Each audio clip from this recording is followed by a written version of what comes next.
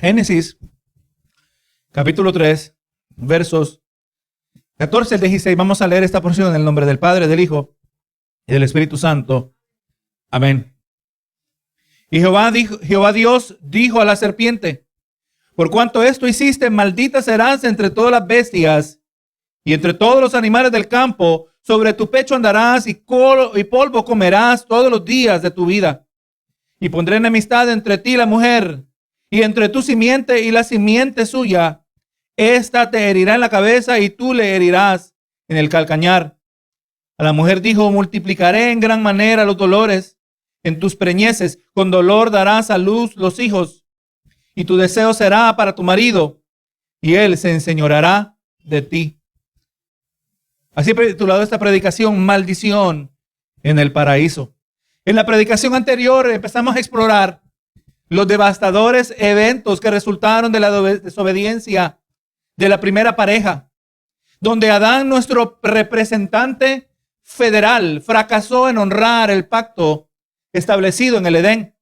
Aquí, aquel jardín del paraíso, plantado por Dios como un lugar apto para suplir las necesidades de los primeros humanos. Un lugar de abundancia donde no había malicia ni peligro. Lugar donde había propósito y satisfacción. Un lugar donde solo había una sola regla. Era prohibido comer del árbol del conocimiento del bien y del mal. Pudimos ver que hubo un peligroso intruso en el paraíso. Uno que había llegado con malévolas intenciones. Dirigiéndose a los judíos religiosos, dijo Jesús lo siguiente acerca del diablo. En Juan 8:44 dice: vosotros sois de vuestro padre el diablo, y los deseos de vuestro padre queréis hacer. Él ha sido homicida desde el principio y no ha permanecido en la verdad, porque no hay verdad en él. Cuando habla mentira de lo suyo, habla porque es mentiroso y padre de mentira. El maligno siempre ha tenido, hermano, la intención de destruir la belleza y el orden de Dios. Siempre ha tenido la intención de contaminar la obra de Dios. Vemos, hermano, la palabra le llama homicida. El Señor Jesús también nos dijo, ¿verdad?, que Satanás no vino sino a robar, a matar, a destruir. Lo vemos aún desde el mero comienzo en el libro de Génesis. Y también todo esto, hermano, pudimos ver en las semanas anteriores que de manera sorprendente, algo que es sorprendente para nosotros, todo esto estaba aconteciendo o no estaba aconteciendo ajeno al conocimiento de Dios. Y que aquel primer evento de maldad en la tierra, incitado por el maligno, logrando introducir el pecado en la raza humana, se llevó a cabo conforme a la voluntad de Dios. Podemos decir eso. Si entendemos, ¿verdad?, que Dios es soberano, si entendemos que Él todo lo sabe y que no hay nada que es desconocido a Él. Todo estaba ocurriendo conforme a la voluntad de Dios. El apóstol Pedro comenta sobre esto y dice lo siguiente en relación a Jesús y el propósito de Dios. Primera de Pedro 1:20 dice: ya destinado desde antes de la fundación del mundo, pero manifestado en los tiempos postreros por amor de vosotros. Destinado desde antes de la creación del mundo, ¿verdad que sí? Ni el mundo había sido creado, ni aún Satanás se había revelado, ni Adán y Eva habían comido del fruto prohibido, y ya Jesús era destinado desde antes de la fundación del mundo. Ya Dios tenía el plan y el problema todavía no se ha manifestado. Es importante, así nosotros en alguna manera vamos a poder reconciliar el grande problema que experimentamos cuando en nuestra vida viene alguna medida de sufrimiento, ¿verdad que sí? El problema ya Dios lo ha visto y ya también Dios ha determinado la solución. Todo, ¿verdad? Vemos que por grave y seria que fue esta inicial expresión de maldad en aquel lugar, de perfección e inocencia, esa trágica expresión de maldad estaba dentro del plan de Dios. Entendamos esto, hermanos. Dios no simplemente reacciona a Dios y mira, aquí está el problema, ahora aquí, no se preocupen porque yo pero voy a preparar una solución. Hermano, ya Dios tenía la solución de antemano. Aleluya, porque el problema, gloria a Dios, que se iba a desarrollar, todo contribuye hacia un narrativo donde el Señor recibe la gloria. Lo vemos aún, hermano, en la historia de que hemos estado mirando aquí en Éxodo, donde Dios le dijo a Moisés que con mano fuerte Faraón iba a dejar ir al pueblo, ¿verdad? Dios sabía que al decirle a Faraón que dejara ir al pueblo, Faraón iba a reaccionar de tal manera. ¿Y qué dijo? Diles al pueblo de Israel, dijo Faraón, que ahora van a producir el ladrillo, pero sin paja. Se puso más difícil la situación para ellos, ¿verdad? Ellos clamaron a Dios. Y vino Dios, y Dios ya sabía lo que ellos iban a hacer, cuál iba a ser la reacción de Faraón. Y Dios sabía la aflicción que iba a venir sobre el pueblo. Pero yo creo, hermano, que Dios se pudo haber ido al grano y enviado la 10ª plaga desde el comienzo. Pero no la envió, ¿verdad? Sino que vemos que hay una progresión, un desafío gradual de parte de Dios hacia los dioses de Faraón. Al mismo tiempo, Dios en el proceso endureciendo su corazón. ¿Verdad que sí? Y el sufrimiento que ocurrió como resultado también era parte del plan de Dios, ¿verdad que sí? Porque en ese sufrimiento el Señor se iba a glorificar, ¿verdad que sí? Importante que meditemos sobre todo lo que la Escritura nos dice acerca de esto, gloria a Dios. El escenario que vemos aquí, por devastador que sea, no era viendo a Dios fuera de control. ¿Alguna vez, hermano, le ha tocado a usted una situación fuera de control? ¿Se da cuenta al otro lado de la casa que le avisa el humo que algo no bueno está pasando en la cocina? Sale corriendo, ¿verdad? Tratando de recuperar, a ver si se puede salvar la comida. O se le olvidó la olla encendida. Gloria a Jesús. Dios nunca reacciona de esa manera, ¿verdad? Porque Dios siempre sabe y entiende todas las cosas. Y vemos que a través de la obra redentora de Jesús, Dios no estaba simplemente reaccionando a una triste situación. Más bien podemos decir que todos los sucesos que llevan desde el Edén al Gólgota, desde el jardín a la cruz, formaban parte del perfecto plan de Dios, ¿verdad? Cuando lo hablamos de Jesús, lo entendemos perfectamente, ¿verdad? Desde el Edén a Gólgota, todo estaba dentro del plan de Dios. Así que a lo largo de esta predicación, 3 puntos van a sobresalir. Primero, toda obstinada práctica de pecado resulta en inmesurable humillación. Segundo, encontramos que la primera promesa de Dios aquí en el jardín del Edén, una promesa acerca de la relación entre la simiente de la mujer y la simiente de la serpiente. Tercero, veremos que el que por blasfemia entra al infierno permanecerá blasfemo para siempre. Así que en los versos anteriores, a los que acabamos de leer, después de que Adán finalmente salió del hoyo donde se había escondido, ¿verdad? No sabemos dónde se escondió. Si se escondió entre matorrales y usando su delantal como un estilo de camuflaje, no sé, ¿verdad? Pero eventualmente salió donde estaba escondido, mostrando su intento de que había tratado de ser costurero. Reveló que se había escondido porque tuvo miedo de que estaba desnudo, ¿verdad? Tuvo miedo porque estaba desnudo, confirmando que se había efectuado un daño irreversible. Era el robo de la inocencia. Dios le preguntó, ¿quién te dijo que estabas desnudo? A Adán procedió a echarle la culpa tanto a la mujer como a Dios. La mujer que me has dado, ¿verdad? Me dio de comer. Le echó la culpa a Dios, quien le dio la mujer. La mujer ahora procedió a echarle la culpa a la serpiente, pero la serpiente no tuvo a quien echarle la culpa. Pero vemos que en todo esto, el daño ya había sido hecho. El daño irreversible desde la perspectiva humana. Aleluya, ya ha sido hecho. El paraíso se había perdido. Lo que hacía del paraíso se había desvanecido. La ausencia de la maldad, la ausencia del pecado, la ausencia del peligro.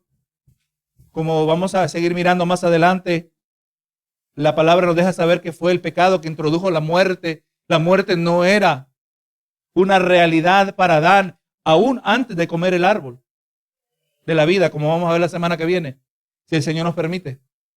Adán era inmortal hasta ese momento. Y ahora leemos en el verso 14, y Jehová, Dios dijo a la serpiente, por cuanto esto hiciste, maldita serás entre todas las bestias y entre todos los animales del campo, sobre tu pecho andarás y polvo comerás todos los días de tu vida. Hermano, no cabe duda que la serpiente en el jardín era una manifestación de Satanás. Para mí se me hace muy interesante, gloria a Dios, ver que la Biblia nos presenta a la serpiente, pero no es hasta el final de la Biblia que nos damos cuenta quién es la serpiente. Nosotros sabemos que el diablo existe, pero no se nos dice explícitamente quién es esta serpiente hasta que nos vamos al final de la Biblia. Apocalipsis capítulo 20, verso 2 dice, y prendió al dragón, la serpiente antigua, que es el diablo y Satanás, y lo ató por 1000 años. O sea, ahí se nos identifica, ¿verdad? Al final de la Biblia se nos identifica el adversario al comienzo de la Biblia. Y vemos que Dios coloca una maldición directa sobre la serpiente, criatura que había sido el medio por el cual el maligno había realizado que el hombre desafiara la autoridad de Dios. La serpiente había sembrado. Interesante, vemos que de la manera que la serpiente interactuó con Eva y eventualmente con Adán fue a través de una conversación, ¿verdad que sí? Fue en medio de un diálogo. Había logrado que Eva cuestionara la bondad de Dios. ¿Será que a veces nosotros cuestionamos la bondad de Dios? ¿Será que a veces consideramos, será que el Señor es negligente para con sus hijos? El enemigo ahora tiene sus tácticas. Lo había logrado y el instrumento que permitió al maligno manifestarse físicamente fue la serpiente. Y esta es la primera instancia de lo que es establecido como un patrón que debía ser obedecido cuando se trata de los animales que hacen el mal. En Éxodo 21:28 dice, si un buey acorneare a hombre o a mujer y a causa de ello muriere, el buey será apedreado y no será comida su carne, mas el dueño del buey será absuelto. Qué interesante esto, ¿verdad? En ocasiones, si un buey acorneare a otro buey, ese buey sería matado y también se lo iban a comer. Pero uno que acorneare a otro ser humano que ha hecho una grave maldad, ese no será consumido, ¿verdad? O sea, hay una maldición colocada sobre este animal. Y también de acuerdo a Levítico 20, versos 15 y 16, toda bestia utilizada para propósitos inmorales tendría también que ser puesta a muerte. Todo animal fue hecho para el hombre y era sujeto a él, para ser sujeto a él como cabeza. Pero todo abuso o perversión de este orden demandaba estricto juicio. Comenta Kate Hughes, dice, la maldición sobre la serpiente es declarada en términos físicos. La serpiente arrastrándose sobre la tierra y comiendo polvo. Comer polvo se refiere a una situación de humillación extrema. Eso es lo que Dios está declarando sobre la serpiente, ¿verdad? La que es, aleluya, una representación física de Satanás. ¿Por qué Satanás no utilizó otra figura? No lo sabemos, ¿verdad? Exactamente. Pero gloria a Dios está declarando maldición, humillación extrema. Vemos otro ejemplo de esta misma humillación, hablando de que va a comer del polvo, ¿verdad? Dice en el Salmo 72, verso 9, dice, ante él se postrarán los moradores del desierto y sus enemigos lamerán el polvo. ¿Verdad que sí? Comer el polvo está hablando donde Dios humilla a sus enemigos. Una humillación está siendo declarada sobre la serpiente. Hermano, la práctica del pecado no termina bien. Devastadoras ramificaciones le esperan al que desafía la suprema autoridad del universo. El Señor es claro, dice que la paga del pecado es muerte. La mayoría de las personas viven de manera como que no van a experimentar consecuencias. Estamos viendo dramáticos cambios culturales a nuestro alrededor, hermano. Rápidos. Solo, aleluya, en el espacio de una década, miren lo que ha ocurrido aquí, la decadencia. Desde que se declaró que el matrimonio gay era legal. En menos de 10 años, o un poquito más de 10 años. ¿Qué es lo que viene después? Gloria a Jesús. Ahora encontraron encontraron un medicamento que aún el que tiene SIDA, cuando lo consume, ese medicamento, su virus es indetectable. Y es incapaz de transmitirlo a otro. Y aquí el hombre tratando de evitar las consecuencias del pecado, ¿verdad que sí? Interesante que el comercial, cuando enseñan el comercial, no sé si eso lo ha visto, las personas que aparecen en el comercial casi todos son LGBT. Interesante, ¿verdad? Ellos mismos, sin querer, queriendo. Pero vamos mirando, hermanos, son devastadoras ramificaciones cuando se desafía la autoridad de Dios. Inescapables consecuencias se acompañan a ignorar la santidad de Dios y el orden que Él ha establecido. Todo el que se enorgullece en su obstinada práctica del pecado será humillado. Mateo 23:12 dice, porque el que se enaltece será humillado y el que se humilla será enaltecido. La palabra no entra en detalle, la palabra no nos dice cómo se sintió Satanás cuando fue puesta esta declaración sobre él. Pero nosotros sabemos, hermano, que Dios lo estaba humillando. Aquel que se había enorgullecido en el cielo y tratando de usurpar el trono de Dios, haciéndose que tomar el lugar de Dios, aleluya, fue incapaz en su intento. Interesante que no nos dice la palabra que él fue humillado allá en el cielo, nada por el estilo. Pero aquí vemos una humillación pública ante la creación de Dios. Toda desobediencia de la voluntad divina resulta en maldición de parte de Dios. Hay maldición, hermano. Ahora vemos maldición en el paraíso. Maldición que ahora acompaña la creación en el día de hoy. La miramos todos los días, hermano. La maldición a causa del pecado. Sepamos que en la Biblia la maldición significa ruina espiritual. Significa el retiro del favor divino. Significa una entrega a consecuencias destructivas. Nos habla la palabra de aquellos que, aleluya, que en su desenfreno el Señor los entrega a pasiones desordenadas. Consecuencias destructivas. Y eventualmente la muerte física y espiritual. La práctica del pecado está bajo maldición. La práctica del pecado está bajo condenación. Juan 3:18 dice, el que en él cree no es condenado, pero el que no cree ya ha sido condenado porque no ha creído en el nombre del unigénito Hijo de Dios. El rechazar al Hijo. Y rechazar al Hijo no es simplemente, aleluya, no, yo odio a Jesús. No todo el que anda diciendo, el que no dice, hay personas que no dicen que odian a Jesús. Pero esas personas también están rechazando a Jesús. Porque el no escoger a Jesús es rechazar a Jesús. ¿Pero que sí? El no comprometerse con Él es rechazarlo a Él. Y el que lo rechaza, el que no ha creído, ya está bajo condenación, dice la palabra. Ya está bajo condenación, ya está bajo maldición. Aquí vemos el primer ejemplo, ¿verdad? La primera que fue maldita fue la serpiente. Dice el verso 15. Y pondré enemistad entre ti y la mujer, entre tu simiente y la simiente suya. A esta te herirá en la cabeza y tú le herirás en el calcañar. Hermano, aquí encontramos la primera promesa de la Biblia. Una promesa profética, dicha por boca de aquel que tiene control soberano sobre la creación y el desarrollo de la historia humana. Por trágica que sea la historia humana, hermano, está llena de tragedia. Como acabamos de mencionar, es lo que está ocurriendo en Nigeria. Pero eso estaba presente aún desde el comienzo de la iglesia. La iglesia siempre ha estado bajo persecución. Grandes matanzas han habido, grandes guerras hemos visto. Han habido guerras mundiales que decía, la primera guerra le llamaban la Gran Guerra, que era la guerra que le iba a poner fin a toda guerra, decían ellos. Y de ahí, para sorpresa, décadas después hubo una Segunda Guerra Mundial. Constantemente, ¿verdad? Se pasa hablando de una Tercera Guerra Mundial. Gloria a Dios. Pero la historia humana se está desarrollando conforme a los planes de Dios, ¿verdad?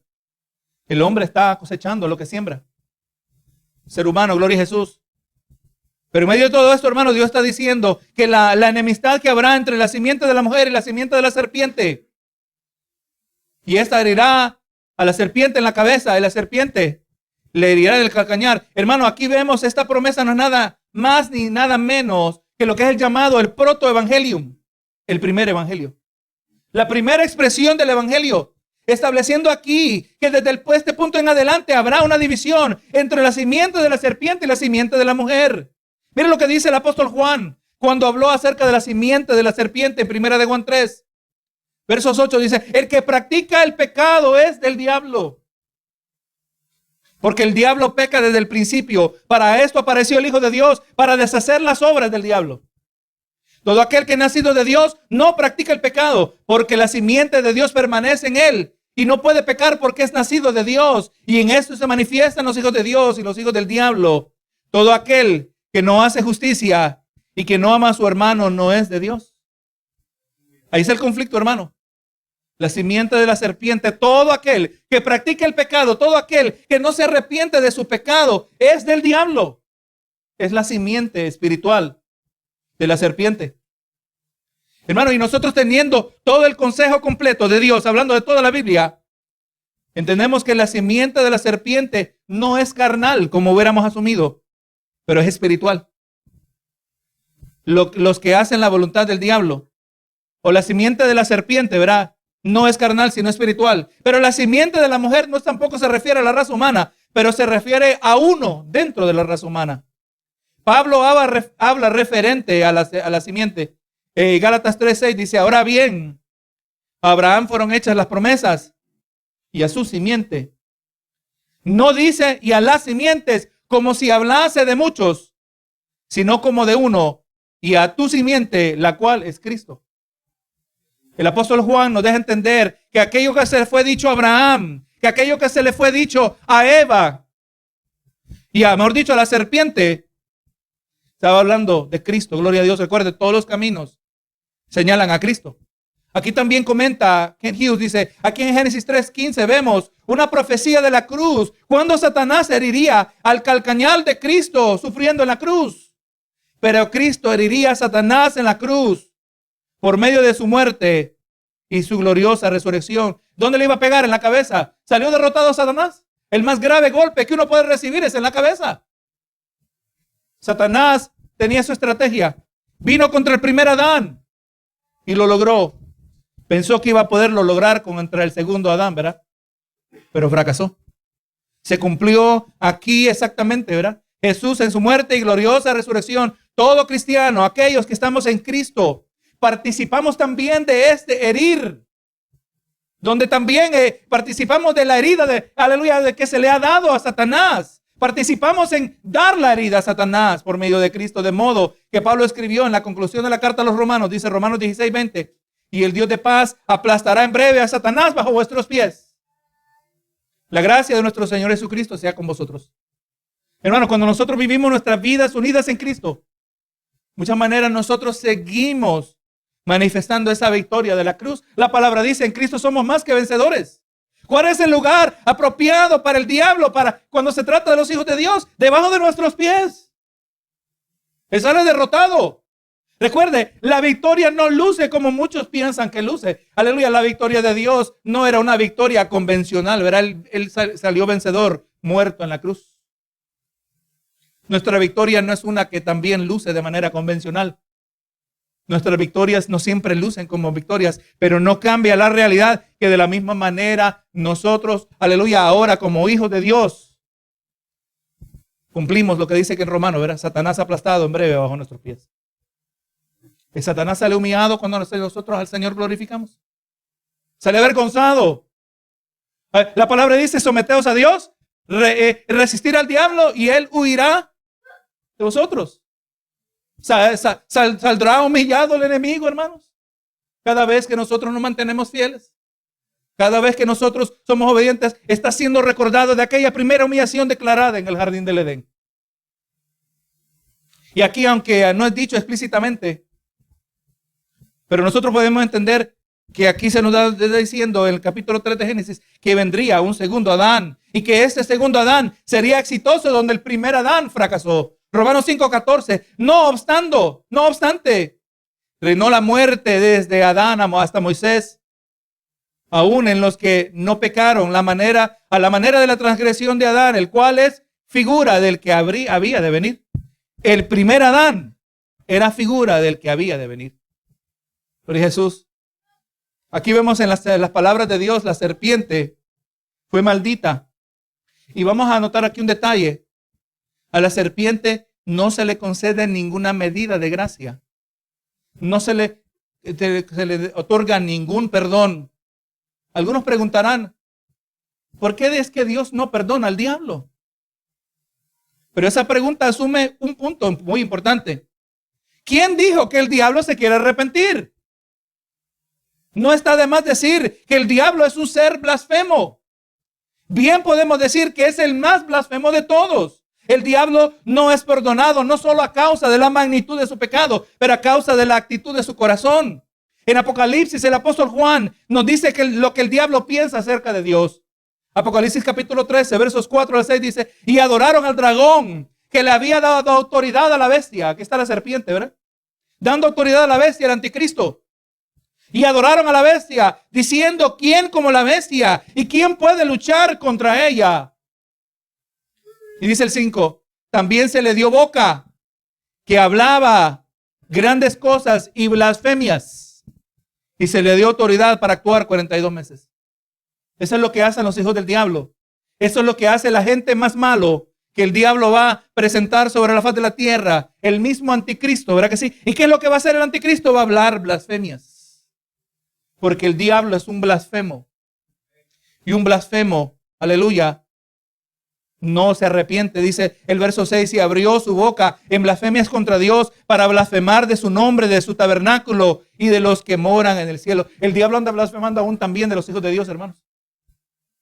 Por eso es que Dios no perdona a Satanás, porque Satanás es un blasfemo que no está interesado en ser perdonado. Un argumento algo simple, ¿verdad? Pero Jesús, aunque quizás hay mucho más que considerar al respecto. Lo que es cierto acerca del diablo es cierto acerca de todo hijo del diablo que ya está en el infierno. Todo lo que es cierto acerca del diablo es cierto acerca de todo hijo del diablo que ya está en el infierno. El blasfemo contra Dios nunca dejará de blasfemar. Aleluya, aunque se encuentre en el tormento eterno. Escuche bien esto, hermano. El que es blasfemo contra Dios no dejará de blasfemar simplemente porque se encuentra en tormento eterno. Hermano, el infierno no fue hecho con el fin de purificar a los que terminen ahí. El infierno no purifica a nadie, hermanos. El que llegó al infierno por blasfemo, en blasfemia, va a ser atormentado toda su vida. Por toda una eternidad. Ahora veremos el trato de Dios con la mujer. No es igual como con la serpiente. La serpiente fue maldita, pero no recibió gracia. La mujer fue maldita, pero ella sí recibió gracia de parte de Dios. Y ahora dice en el verso 16, a la mujer dijo, multiplicaré en gran manera los dolores de tus preñeces. Con dolor darás a luz los hijos. Hermano, vamos mirando aquí aquello que es una fuente de gran gozo y satisfacción. En la vida de la mujer se convertirá en una grande fuente de dolor. Aquí vemos la gracia de Dios hacia la raza humana. Eva en su pecado de ignorancia, por cuanto ella fue engañada. Pero también eso no significaba el fin de la raza humana. No nos hubiéramos sorprendido, ¿verdad que? Dios le hubiera dicho, Eva, has pecado contra mí, he cerrado tu vientre. La bendición no seguirá a través de ti. Pero Dios no hizo eso, ¿verdad? Le dijo que iba a haber una simiente que venía de parte de la mujer. Pero ahora le está diciendo que iba a haber gran dolor, ¿verdad? En este proceso. Hermano, ¿qué mayor maldición puede haber para una mujer que impedirle que tenga hijos? ¿Verdad que sí? La mujer instintivamente. Dios le ha puesto el deseo de ser madre y ahora Dios le impide. Una persona podría considerar eso una maldición de Dios. Pero vemos que a causa de su gran pecado, la mujer no pierde la habilidad de tener hijos. Y ahí está la gracia de Dios. Pero Dios en su providencia le asegura que esta bendición, esta grata experiencia de dar a luz estará acompañada de grande dolor. El pecado corrompe aún las más grandes bendiciones de la vida, comenta Richard Phillips. Incluidos están los retos hormonales que comienzan en la adolescencia, las dificultades de un largo embarazo y aún la fuerte prueba que es dar a luz. Más aún las dificultades de la maternidad se prolongan aún después del nacimiento. El cuidado de bebés es agotador. Y el cuidado de niños tiene un costo emocional, ¿verdad que sí? Otro comentarista dice, una de las alegrías más sublimes de la vida también causará a la mujer algunas de sus preocupaciones y penas más profundas. Qué contradicción podríamos decir, ¿verdad? Qué paradójico. Que es tan grande bendición también brinda tan grande dolor. Ahí estamos viendo todos los días la realidad de la maldición del primer pecado, ¿verdad? Gloria a Dios, aún todavía en la raza humana. Y no solo afectó este aspecto de la vida de la mujer, pero también el pecado. El pecado de la mujer también tuvo un impacto directo sobre el matrimonio. Y le dice a la mujer, a Eva, le dice, y tu deseo será para tu marido. Esto bien se puede traducir, y tu deseo será contra tu marido. El pecado introduce conflicto ahora en la relación matrimonial. La palabra deseo aquí en Génesis 3 es la misma que es usada en Génesis 4 cuando Dios le habla con Caín antes de su gran pecado. En Génesis 4:7 dice, si bien hiciereis, ¿no serás enaltecido? Y si no hicieres bien, el pecado está a la puerta. Con todo esto, a ti será tu deseo. ¿Verdad? El pecado te desea. Amén. Y le dice, y le está diciendo, pero que él se debe enseñorear sobre el pecado. A Caín, aquí en tu situación, el pecado te desea. La palabra deseo aquí se refiere a buscar ejercitar un control dominante. Gloria a Jesús. También comenta Phillips la idea de que el matrimonio de la mujer será corrupto por un impulso pecaminoso de controlar y dominar a su esposo. Esta no es una simple tendencia que algunos esposos lamentarán en sus esposas, pero una maldición de pecado que Dios ha impuesto sobre la mujer en general. Lo vemos en el día de hoy, hermanos. La manifestación moderna de esta primera maldición se llama el feminismo de hoy. El feminismo de la tercera ola le llaman. Gloria a Jesús. Las mujeres, aleluya, a tal grado que ahora las mujeres están queriendo ser hombres, ¿verdad que sí? Las mujeres están diciendo, ya no necesitamos al hombre. El hombre es el problema, dicen ellas. Gloria a Jesús. Y ya miramos, ¿verdad? Él está diciendo que el deseo de la mujer será contra su marido. Y ahora por el otro lado vemos otro aspecto de la maldición. Dice, y él se enseñoreará de ti. No solo la mujer, instintivamente querrá dominar a su esposo. Pero la reacción natural del esposo será de ejercer control con liderazgo de mano pesada. Esta maldición también añade conflicto al matrimonio. Así como es común que la mujer busque controlar en la relación, también es común para el hombre gobernar sobre la mujer con ira y dominación dañina. Hemos visto eso también en estos días, ¿verdad? Siempre ha sido cierto en la historia de la raza humana. Otro comentarista añade lo siguiente, dice, estas palabras marcan el comienzo de la batalla de los sexos. Como resultado de la caída, el hombre no podrá gobernar con facilidad, debe pelear para ser la cabeza. El pecado ha corrompido tanto la sumisión voluntaria de la esposa y el amoroso liderazgo del esposo. Eso es lo que debería haber sido, ¿verdad? Sumisión de parte de la esposa y amoroso liderazgo de parte del esposo. El deseo de la mujer es de controlar a su esposo. O sea, usurpar el liderazgo dado por Dios. Y el de él debe ser de gobernar sobre ella, si puede. Pero vemos que el liderazgo de amor establecido en el paraíso es reemplazado por lucha, tiranía y dominación. Todavía experimentamos las secuelas, ¿verdad? De ese original pecado. Aleluya, damos gracias que en Cristo Jesús el Señor empieza a establecer ese orden que originalmente estaba en el paraíso, en un estado de inocencia. Cuando venimos a Cristo, Dios sana nuestros matrimonios, ¿verdad que sí? Dios va sanando nuestras relaciones. Aleluya, pero el Señor tiene que tratar con el pecado que ha sido traspasado de uno a otro a través de nuestro código genético, si podemos decirlo así. Hermano, encontramos que la serpiente fue efectiva en su meta. Introdujo el pecado en el paraíso de Dios. La serpiente fue maldita, pero también su derrota final fue garantizada. Aquí se nos presentó el primer evangelio, el protoevangelium. Aquí se estableció el comienzo del conflicto entre dos reinos. El reino de Satanás, el reino de las tinieblas y el reino de Dios, el reino de la luz. Vimos, hermano, que la serpiente recibió maldición, pero no se le concedió ninguna gracia. Vemos que también por su pecado la mujer fue maldita, pero ella sí recibió gracia de parte de Dios. No perdió la bendición de ser madre, pero dar a luz está repleto de complicaciones de toda una vida. Encontramos también, ¿verdad?, que el pecado corrompe las bendiciones que Dios ha dado, ha corrompido la relación con los hijos, ha corrompido la relación en el matrimonio. La mujer recibió sus consecuencias. Dar a luz en dolor, y que también el matrimonio sería corrupto por el pecado. La promesa de Dios, pero vemos en todo esto que la promesa de Dios sigue vigente. El primer Adán fracasó, pero el segundo Adán trajo vida, ¿verdad? El primer Adán con su pecado trajo muerte, pero el segundo Adán nos ha dado vida eterna en Cristo Jesús. Aleluya, obviamente la historia no termina aquí. La maldición es directa sobre el hombre, la vamos a estar mirando en la siguiente predicación, si así el Señor nos permite.